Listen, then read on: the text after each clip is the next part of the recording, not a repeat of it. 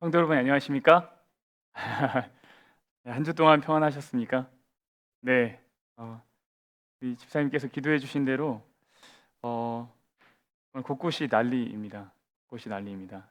그러니까 제가 여기 계신 분들 중에 제일 조금 살았지만 그 기간 동안 제가 한 번도 보지 못한 일들을 올해만 해도 너무 많이 보고 있어요. 너무 많이 보고 있어요. 아, 그 사람들에게 하늘을 바라보는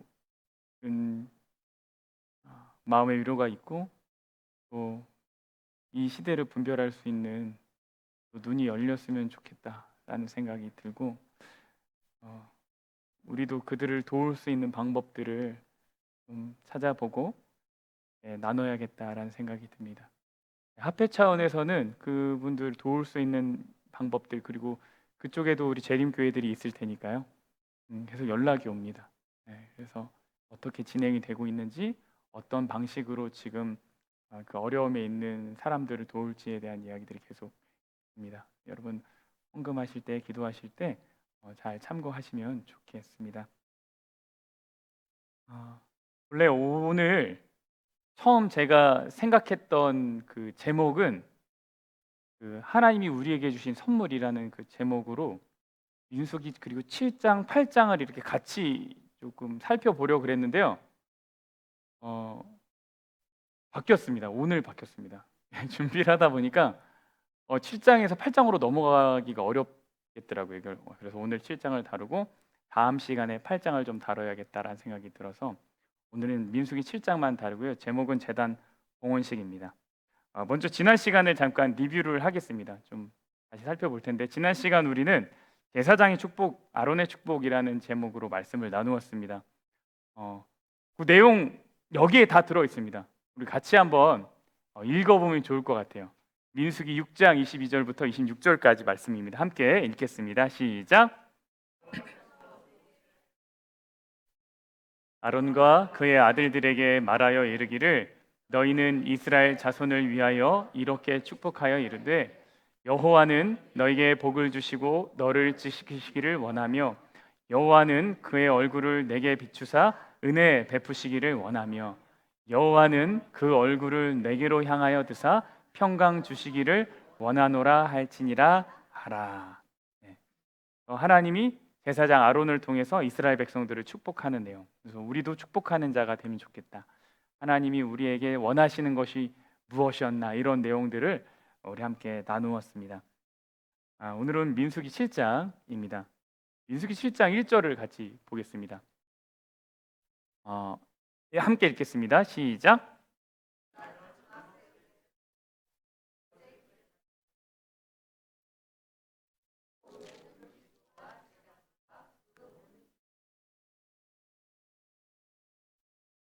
여러분 이거 이상하지 않으십니까? 뭐가 이상할까요? 또 이번엔 힌트는 하이라이트이겠죠. 그 모든 기물에 기름을 발라 거룩히 구별한 나래. 여기서 이제 나래 이게 이제 이상하다 싶은 부분입니다. 왜 그러냐면 사실 이 내용이요 성전 성소 봉헌하는 내용인데 이미 출애굽기 40장에 그 내용이 나옵니다. 여러분 그 출애굽기 강의를 기억하시는 분들은 또 기억하실 수 있겠지만 출애굽기 마지막 40장에 성전 봉헌식을 해요. 그 내용이 나옵니다. 근데 여기에서 또 뭘 하는 것처럼 보이냐면 그 모든 기물을 구별하는 것처럼 나옵니다. 그럼 이게 무슨 의미일까요? 1번 성전 봉헌하고 또 한 거다. 2번 같은 거다. 이러면 이제 진짜 모르니까 아무도 대답 안 하실 것 같아요. 진짜 모르니까 같은 겁니다. 같은 거예요. 같은 건데 그날에 있었던 일 중 가운데 모세가 기록하지 않았던 일이 있는 거예요. 성전 봉헌하는 날에 다른 어떤 일이 있었어요. 근데 그 일을 모세가 다 출애굽기 40장에 기록하지 않았어요. 왜 이렇게 했냐면 그 앞에 내용들이 있어야지 이 내용을 좀 이해할 수 있기 때문이에요. 무슨 얘기냐면 출애굽기 40장 이후의 내용이 뭐냐면 레위기죠. 제사들 내용. 또 번제, 소제, 화목제, 속건제, 속죄제 이런 내용들 나오고, 그 다음에 민수기에서는 사람들 인구 초반에 세고, 그죠? 지파들 정렬하고 이들이 뭘 어떻게 할지에 대한 이야기를 한단 말이에요. 이 내용이 있어야지만 지금 나오는 민수기 7장의 내용이 이해할 수 있기 때문에 모세가 의도적으로 이 내용을 뒤에 좀 뺀 거예요. 그 사람들은 이것을 그날 봉헌하는 날에 다 들었어도 이해할 수 있어요. 왜냐하면은 상황이 입체적이잖아요. 근데 우리는 지금 시간적인 평면 속에서 이 이야기를 이해하기 때문에 갑자기 앞에서 이제 민수기 7장에 이제 속죄제 나오고 번제 나오고 화목제 나오거든요. 갑자기 왜 갑자기? 이게 뭐지? 그리고 각 지파별로 갑자기 제물을 드려요. 헌물을. 왜 지파별로 헌물을 드리지? 이게 뭐지? 이렇게 될 수 있는데 우리가 앞에 내용을 쭉 살펴보면 이제 이 내용들을 이해할 수가 있어요. 그래서 이렇게 좀 뒤에 나오게 되었습니다. 다 그날에 있었던 일 가운데 기록하지 않는, 그게 뭐냐면 감독자들, 지파의 감독자들의 드린 헌물 이야기랑 제단을 봉헌하는 이야기예요. 제단을 봉헌하는 이야기. 오늘 좀 살펴보겠습니다. 여러분, 각 지파에 숫자 세는 일을 했던 감독관들이 있어요. 민수기 1장에서 인구 숫자를 세잖아요. 그래서 지파에 한 사람씩을 하나님이 선택하셨어요. 그리고 그 사람들로 숫자를 세라 그랬는데 그 사람들이 무엇을 했냐면 성소 봉사를 위한 헌물을 드립니다. 자, 어떤 헌물을 드린다고요? 성소 무엇을 위해요? 봉사를 위한 헌물. 자, 질문 하나 할게요. 여러분, 성소만 있으면 다 준비가 끝나나요? 제사 드리는 준비? 그럼 뭐가 있어야 돼요? 뭐가 있어야 돼요? 제물이 있어야 돼요? 제물도 있어야 되고 또 뭐가 있어야 돼요? 기물이 있어야 돼요? 그러면 제사장 있고 성소 기물 있고 제물 있으면 이제 끝났나요? 드리는 사람 그거까지 있어요. 그럼 다 끝났나요? 질문 하나 할게요. 모세의 성막이랑 솔로몬 성막의 가장 큰 차이점이 뭘까요? 크기 말고 이 두 가지는 분명한 차이가 있어요. 직접 했고 그것도 있지만 기능적으로 이 두 가지가 확연한 차이가 있어요. 모세의 성막이랑 그 다음에 솔로몬이나 수르바벨이나 헤롯 성전이나 이 두 개는 아주 분명한 차이가 있어요. 옮기는 거예요. 옮기는 거예요. 모세의 성막은 가지고 있어야 되는 기능 중에 하나가 뭐냐면 이동성이에요. 또 구름 기둥과 불 기둥이 가면 어떻게 해야 돼요? 짐 싸서 가야 돼요. 가야 돼요. 헤롯 성전, 솔로몬 성전은 그런 게 없었어요. 그냥 고정. 그러니까 이걸 뭐라 그러냐면 부동산, 그죠? 동산. 이건 부동산이죠. 근데 모세의 성막은 뭐예요? 동산이에요. 동산. 이게 가장 큰 차이점이거든요. 그래서 이 기물들을 어떻게 옮겼죠? 성소의 기물들은 어떻게 옮겼냐면 안에 있는 기물들, 분향단, 그다음에 언약궤 이런 건 어떻게 옮겼냐면 직접 메고 옮겼어요. 그럼 나머지 천막, 기둥, 받침대, 휘장 이런 건 어떻게 옮겼을까요? 이것도 다 들고 옮겼을까요? 맞아요. 그 수레를 드리는 이야기예요. 그래서 성소 봉사를 위한 헌물이에요. 성소 기물을 위한 헌물이 아니라 성소 봉사를 위한 헌물이에요. 감독자들이요, 수레랑 소를 봉헌합니다. 그 내용을 좀 볼게요. 그 날에 이스라엘 지휘관들 곧 그들의 조상의 가문의 우두머리들이요 그 지파의 지휘관으로서 그 계수함을 받은 자의 감독자들이 헌물을 드렸으니, 숫자 셌던 그 사람들이 헌물을 드렸는데 그들이 뭘 드렸냐면 여호와께 드린 헌물은 덮개가 있는 수레 몇 대? 6대, 그리고 소 12마리. 그래서 지휘관 2사람이 수레 하나, 그러니까 쉽게 얘기하면 장로님 둘이 자동차 한 대. 이러면 부담이 되실까요? 네. 그리고 한 사람이 기름 한 말, 뭐 한 통, 뭐 이렇게 했다는 거예요. 이거를 드렸어요. 왜요? 이동을 해야 되니까. 그 다음에요. 여호와께서 모세에게 말씀하여 이르시되 그것을 그들에게서 받아서 누구한테 주래요? 레위인들한테 주래요. 그걸 다 모세가 받은 다음에 다시 레위인들한테 나눠주는 거예요. 그래서 각기 직임대로 회막 봉사에 쓰게 할지니라. 모세가 수레와 소를 받아 레위인에게 주었으니, 여기서 이제 구분이 됩니다. 잘 보세요. 곧 게르손 자손들에게는 그들의 직임대로 수레 몇 개요? 2과 소 4마리. 무라리 자손들에게는 그들의 직임대로 수레 몇이요? 4과 소 8마리를 주고 제사장 아론의 아들 이다말에게 감독하게 하였으나 고앗 자손에게는 뭐 하지 아니하였어요? 주지 아니하였어요. 왜냐하면 그들의 성소의 직임은 그 어깨로 매는 일을 하는 까닭이라. 여러분, 게르손 자손한테는 소 6마리 중에 2마리, 수레 6개 중에 2개 주고 소는 4마리를 주었습니다. 그리고 무라리 자손한테는 수레 4이랑 8마리, 소 8마리를 주었습니다. 그리고 고앗한테는 안 줬어요. 왜 이렇게 했을까요? 다 똑같이 줘야 되는 거 아니에요? 둘 수레 2개씩 주고 그 다음에 소 4마리씩 딱 줘야지 공평하게 나누어지는 거잖아요. 지금 차별하는 건가요? 무슨 일일까요? 9절에 그 힌트가 있어요. 고앗 자손에게는 주지 아니하였으니 그 이유는 그들의 성소의 직임은 어깨로 매는 일. 고앗 자손은 수레로 옮겨요? 아니면은 들어서 옮겨요? 들어서 옮겨요. 그래서 고앗 자손은 뭐가 필요가 없어요? 수레랑 소가 필요 없어요. 그럼 게르손 자손은 왜 2개고 무라리 자손은 왜 4일까요? 그들이 옮기는 물건이 달라요. 자, 게르손 자손은 성소 휘장이랑 덮개를 옮겨요. 그러니까 천막 이거 다 가죽이랑 해달 가죽이랑 그 다음에 양장이랑 다 이거 해가지고 잘 개켜가지고 수레 2개다가 탁탁탁 차곡차곡 해서 가면 됩니다. 그럼 거기 있는 기둥들을 어떻게 할까요? 기둥들은 무라리 자손이 옮겨요.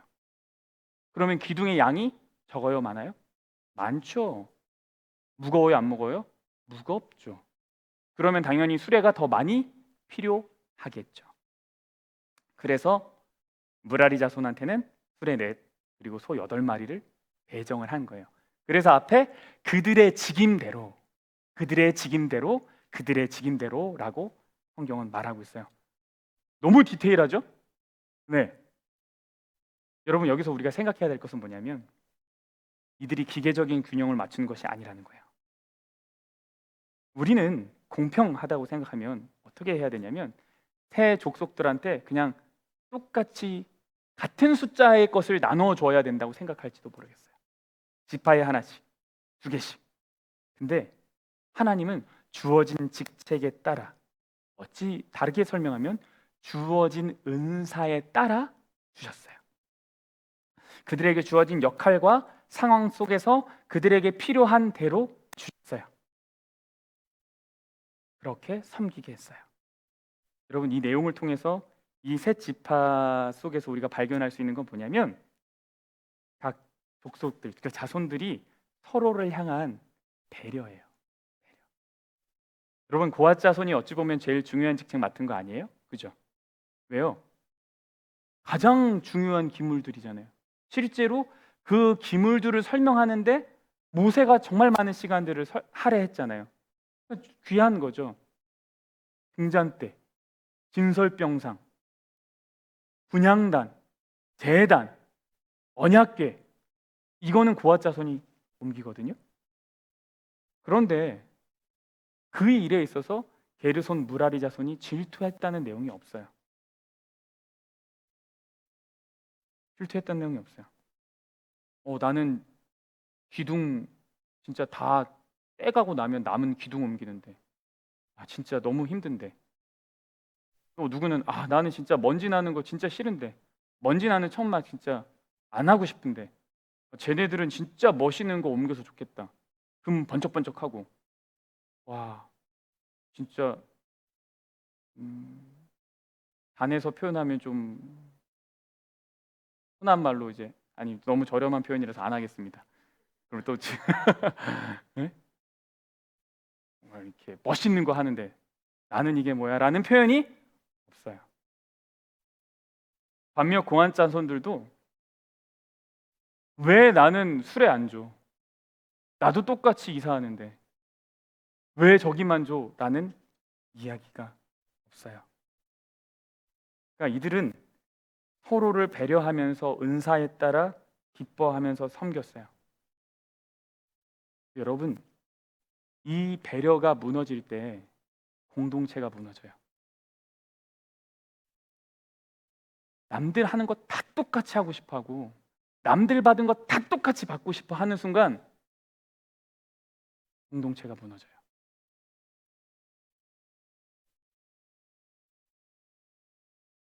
우리는 지혜가 필요한 것 같아요. 정말 잘 배분할 수 있는 영적 안목이 필요하고 잘 배분을 해야 돼요.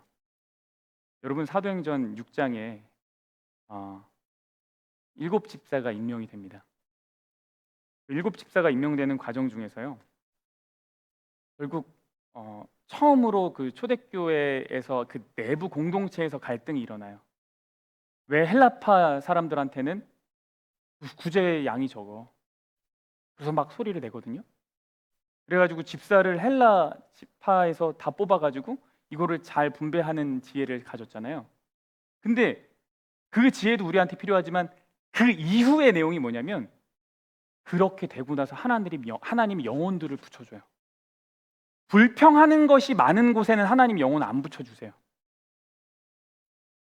불평이 없는 곳에 하나님이 영혼들을 보내주세요.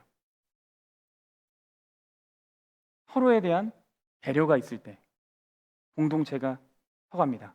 어느 영화에서 이런 대사가 나오는데요, 어떤 대사가 나오는데 이게 워낙 유명해가지고 영화를 안 본 사람들도 아는 그런 대사가 하나 있거든요. 그게 뭐냐면, 배려가 계속되면 권리인 줄 안다라는 얘기가 있어요. 배려가 계속되면 권리인 줄 안다. 이게 뭐냐면 계속 배려를 해주면 이것이 당연히 내 것인 줄 알고 이렇게 막 주장하게 되는 거죠. 근데 이들은 그렇게 하지 않은 거예요.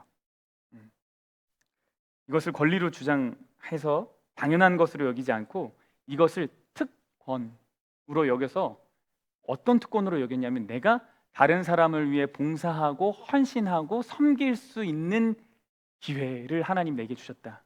이거는 축복이구나 라고 하는 생각, 그런 특권으로 가질 때 건강한 공동체입니다.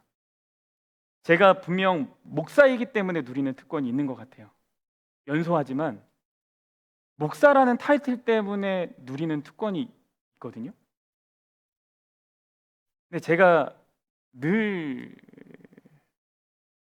긴장하면서 고민하고 돌아보려고 하는 것 중에, 의도적으로 아주 생각하려고 하는 것 중에 하나가 뭐냐면, 이것이 익숙해져서 실수하지 않기를 기도합니다. 근데 아마 더러 여러분들 눈에 그런 때가 보일 수 있을 거예요. 목사님이 요즘 좀 빠졌네? 뭐 이런 안 되겠네? 이런 생각을 하시진 않으시겠죠. 여러분이 착하셔가지고 하시진 않으시겠지만 혹시 여러분 눈에 그런 것이 보일지도 몰라요. 제가 실수하는 부분. 근데 그럴 때 말씀해 주셔야 돼요. 말씀해 주셔야 돼요. 왜냐하면 이것이 우리 교회를 위한 일이기 때문에 그래요. 저는 이 특권을 가지고 정말 잘 섬기고 싶어요. 네. 어떤 사람들의 눈에 저는 고아자손처럼 보일 수도 있을 거예요. 어떤 사람들의 눈엔 저는 수레를 넷이나 받은 무라리 자손처럼 보일 수도 있을 거예요. 근데 이것을 나의 권리로 생각하지 않고 섬길 수 있는 특권으로 계속 여기면서 사역하고 싶습니다. 근데 이것이 이제 행복한 공동체가 되는 이제 과정이에요. 그리고 이날에 했던 일이 또 하나가 있습니다. 이날에 했던 일, 이게 뭐냐면 제단을 봉헌하는 일이에요. 여러분, 성소 기물에 대한 봉헌을 어떻게 했는지 혹시 기억하십니까? 성소 봉헌, 출애굽기 40장에 그날에 했던 봉헌의 내용이 나오는데 볼게요. 이렇게 했어요. 또 관유를 가져다가 성막과 그 안에 있는 모든 것에 발라 그것과 그 모든 기구를 거룩하게 하라. 그것이 거룩하리라. 그래서 사람들이 그걸 다 발라서 어떻게 했대요? 거룩하게 했대요. 그래서 이것이 끝인 줄 알았어요. 아, 이렇게 성소의 기물들은 다 구별이 됐고 봉헌이 됐구나. 그런데 그날에 제단에 대한 봉헌 이야기가 더 디테일하게 나와요. 제단에 대한 봉헌 이야기.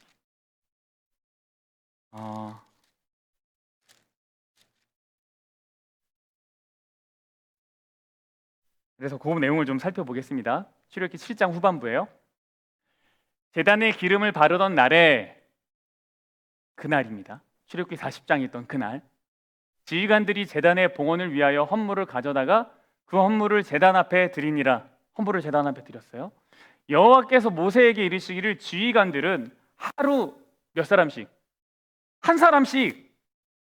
지파가 몇 개인데요? 그럼 지휘관이 몇 명인데요? 12명. 그럼 하루에 하나씩 하면 며칠을 한 거예요? 12일을 한 거예요.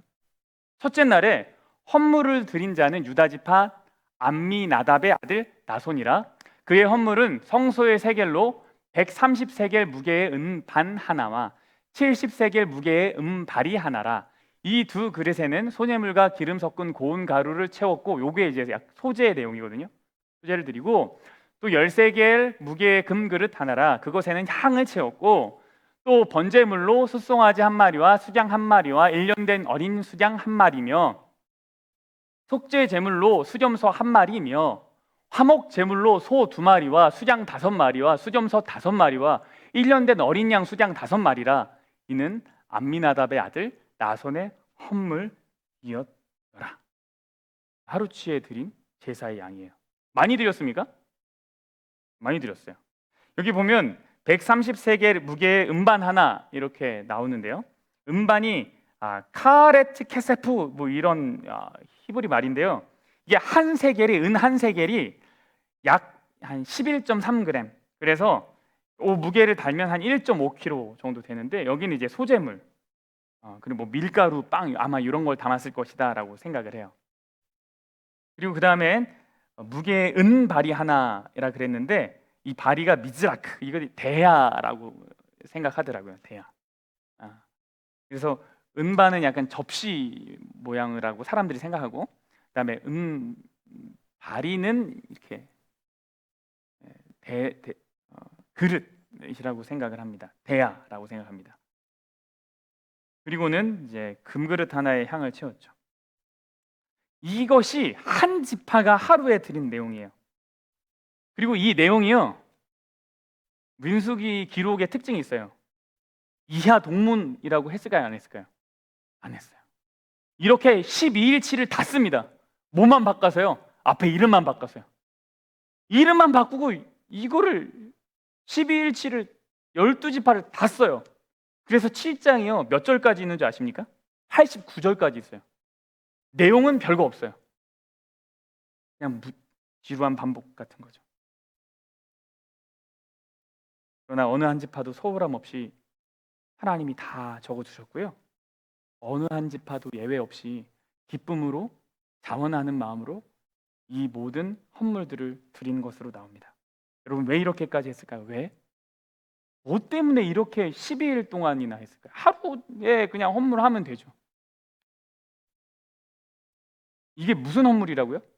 성소의 기구 중에 어떤 기물? 제단, 번제단이에요. 번제단. 번제단을 이거를 구별하는 데는 하루만의 시간이 필요하지 않았어요. 12일.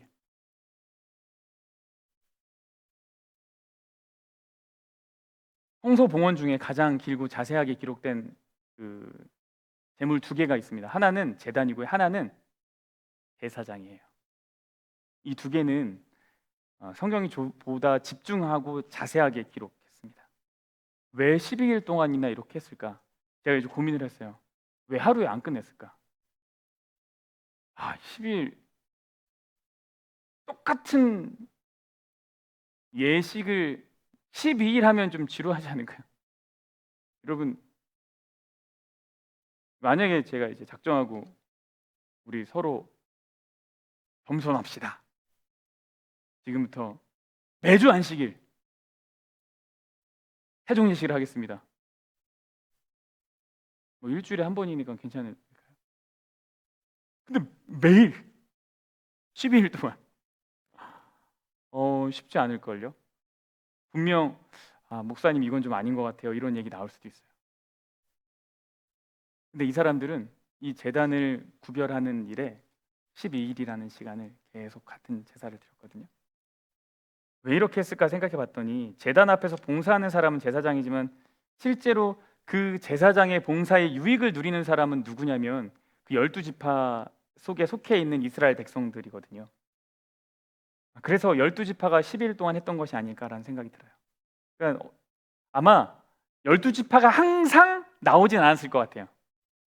돌아가면서 나왔을 것 같아요. 그래서 오늘은 유다 지파 먼저 첫째 날 하고 그 다음에 뭐 다른 지파 또 하고 이렇게 돌아가면서 했든지 아니면 매일 뭐 광야에서 특별히 하는 일이 없을 수 있으니까 매일 나오지만 그 지파 담당인 날에는 그 지파 사람들은 좀 더 성소 가까이 주인공으로 이렇게 나와서 제사를 드렸을 거라고 생각해요.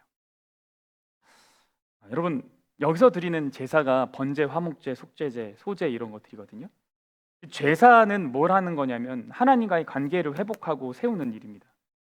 그러니까 지금 어떤 일을 하는 거냐면 이 제단과의 관계를 각 지파별로 특별하게 다 맺어주는 시간을 갖고 있는 거예요. 그냥 한 번 다 하고 끝이 아니라 다 나와. 이게 제단이야. 여기서 우리를 위한 제물이 드려질 거야. 나의 죄를 위한 제물이 드려질 거야. 여기서 우리를 사랑하시고 우리를 받아주시는 하나님의 이야기가 보여질 거야.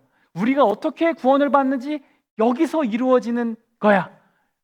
이거를 다 나와서 바라보면서 가까이서 느끼게끔 하는 거죠.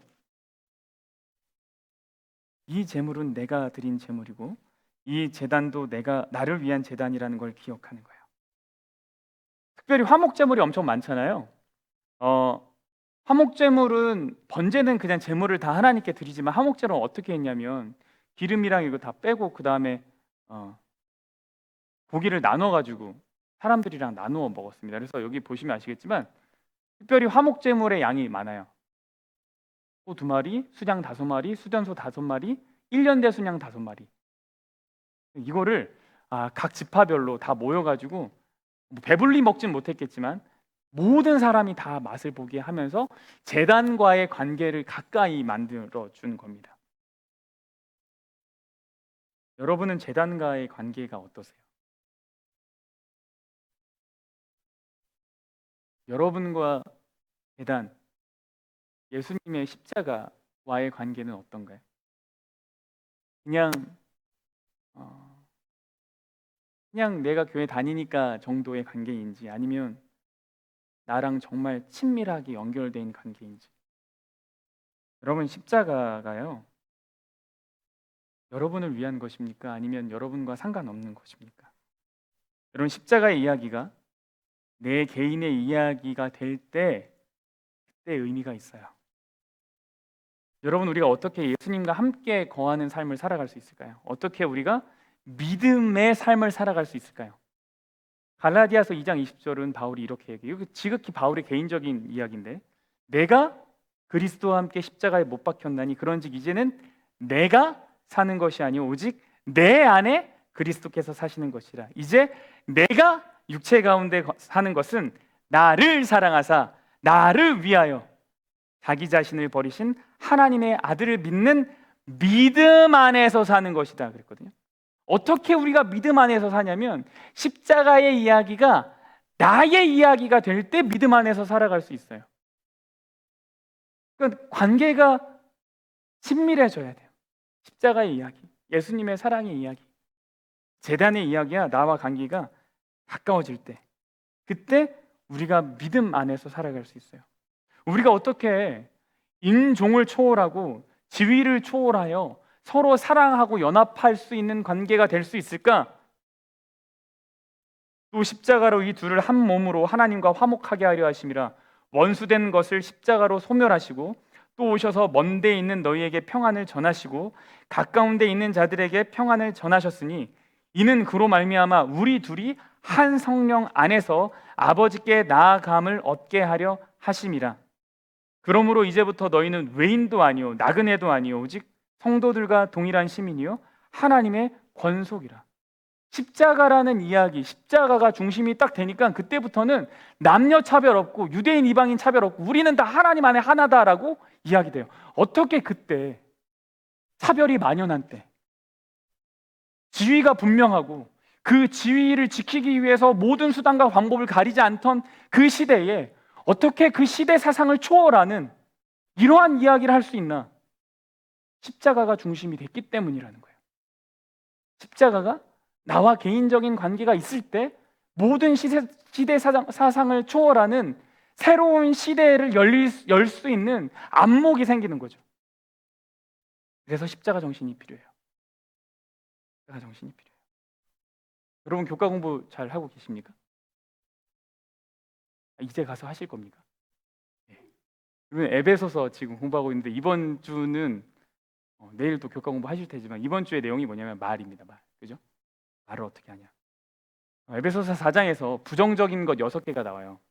악독, 노함, 분냄, 떠드는 것, 회방, 악의 6개를 버리라고 말하고 3가지를 취하라고 얘기하는데 그 취해야 될 게 뭐냐면 친절, 불쌍히 여기는 것, 용서하는 것 이렇게 얘기를 해요. 근데 우리가 이걸 어떻게 버리고 어떻게 취할 수 있을까요? 십자가 앞에서. 여러분 우리 스스로는 이거를 바꿀 능력이 없어요. 말은 해요. 이거를 바꾸셔야 됩니다. 아멘이라고 얘기하고 그 속에 담긴 의미는 뭐냐면 그래서 나는 십자가로 가야겠구나 이렇게 돼야 돼요. 여러분 늘 썩는 열매 맺는 나무에서 썩은 열매를 다 뗐어요. 늘 여기는 열매가 다 썩어요. 근데 거기서 열매를 다 떼고 정말 싱싱한 열매 갖다 붙이면 이 열매가 삽니까? 아니요. 문제는 어디냐면 뿌리죠. 어디에 놓여 있냐죠. 또 근본이 바뀌어야 돼요. 우리 안에 속사람이 새 사람이 돼야 돼요. 그래야지 아름다운 열매가 맺혀요. 십자가가 나와 개인적인 관계가 돼야지 하늘 가는 가난 공동체 여정을 함께 할 수 있는 거예요. 우리의 삶이 아름답게 변하려면요, 사랑이라는 큰 주제, 그러면서 동시에 세밀한 내용 아래에서 살아가야 돼요. 우리의 삶이 아름답게 꼴지어지려면 십자가의 이야기가 내 개인의 이야기가 돼야 돼요. 여러분 어떻게 십자가를 내 개인의 이야기로 만들어갈 수 있을까요?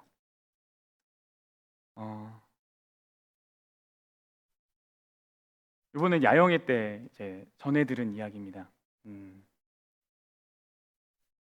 여러분 아마 그 주교환 원장님이 하신 이야기, 저희 교우분들은 그 집회에 참석을 그래도 많이 하셔가지고 그분이 몽고 선교 다니시면서 방문 다니는데 너무 오래 걸리니까, 근데 이제 그때 뭐 하셨다 그랬죠? 시대의 소망을 한 장씩 한 장씩 다 머릿속에 담고 그거를 묵상하면서 선교 다니셨다 그랬어요. 중국에서 선교 다니실 때 책을 가지고 다닐 수 없으니까 다 넣고 다녀야 되잖아요. 그래서 이 이야기를 일찍이부터 하셨습니다. 일찍이부터 하셨고, 그 다음에 그 주요한 원장님이 선생님으로 모시는 장로님이 계세요. 그분이 이제 대륙 선교회를 이끄시는 하용판 장로님이라는 분인데, 그분도 제 친구 이 대륙 소속 선교사로 이제 있었을 때 들은 얘기인데, 선교사들이 모두 다 하는 것 중에 하나가 뭐냐면 시대의 소망 목차 암송이에요. 근데 단순히 목차를 암송하는 게 아니라 내용을 다 알아가는 거죠. 이거 시험도 본대요. 어떻게 여러분 시험 한번 보시겠습니까? 음. 근데 요번 야영회 때 뉴욕에서 오신 한 집사님이 자기 이야기를 하셨는데, 이분이 이제 시대의 소망 87장 모두를 다 머리에 담으셨대요. 근데 그렇게 하기까지 10년이 걸렸대요. 10년. 그러면 벼락치기로 될 건 아닌 것 같아요. 그죠? 그러면서 무슨 얘기를 해주냐면, 목차를 달달달달 암송하는 건 아무 의미 없어요. 한 장 한 장 내가 직접 그림을 그릴 수 있어야 돼요. 제가 알기로는 저희 교우님들 가운데서 이제 시대의 소망 소그룹 시작하신 분들이 계시다고 들었어요. 카톡 해가지고 같이 이렇게 묵상하는 그런 그룹들이 생겼다고 제가 들었는데, 여러분, 목차를 단순히 암송하는 거로는 의미가 없어요. 그 내용을 가지고 내가 직접 그림을 그릴 수 있어야 돼요. 그래서 그 그림들이 내 마음속에서 움직일 수 있어야 돼요. 예수님이 해변에 계셨다가 배를 타고 더 멀리 다 건너편으로 가시고 거기서 누구를 만나고, 이야기가 그림처럼 그려져야지 이야기가 처음부터 끝까지 쭉 진행이 될 수 있어요. 근데 이거 하는데 몇 년 걸렸다고요? 10년. 10년. 저는 이제 이게 그만큼 어려운 일이다 이런 말씀을 드리려고 하는 게 아니라, 우리가 마음의 닻을 내릴 수 있는 생각의 자리가 필요하다는 거예요. 여러분, 지금 눈 감고 예수님 이야기 생각해 보세요. 그럼 여러분 어떤 이야기까지 생각하실 수 있으시겠어요? 마음속에 이제 그림이 그려지십니까?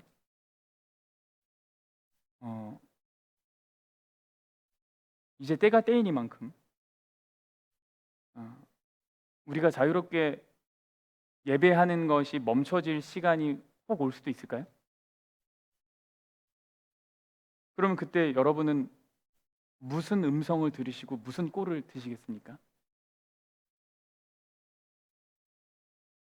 우리의 삶에 풍파가 있을 때, 막 흔들릴 때 어디서든지 내 마음에 굳건한 닻을 내릴 수 있는 생각의 자리가 필요해요. 그 내 생각의 속에 계신 예수님에게 내 닻을 내릴 때 세상의 수많은 풍파로부터 내가 흔들리지 않고 지켜나갈 수 있거든요. 십자가의 이야기가 내 개인적인 이야기가 되지 않으면 안 된다는 거예요. 시대의 소망 661쪽에 있는 말씀, 갈바리의 장면들을 기억 속에 생생하게 간직하는 영혼들에게는 교만과 자아숭배가 번성할 수가 없는 까닭이다. 그 주에 다함이 없는 사랑을 바라보는 자는 사상이 향상되고 마음이 순결하게 되고 품성이 변화될 것이다. 여러분, 제단의 이야기를 통해서 십자가를 개인적으로 이해하고 이 제단이 나의 이야기로 되는 가정은, 여러분이 예수님을 여러분의 마음속에 그려보고 생각하고 바라보는 방법밖에 없어요.